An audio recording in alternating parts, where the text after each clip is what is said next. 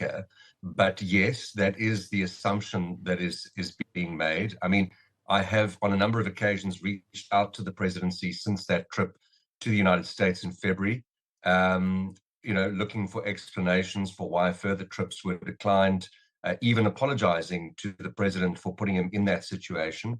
I think it's important also to note that I did request permission to travel, and unfortunately, after 10 days of waiting, I hadn't received a response where previously I'd received responses from the presidency within a few days. So it's quite curious, and I have it on good authority that the presidency and the president himself were very aware of my request and could have simply declined it or confirmed it.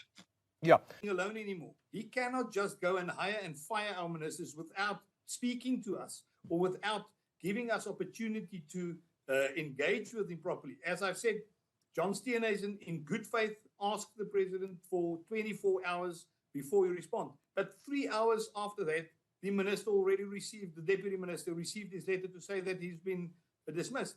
So that was definitely not done in good faith.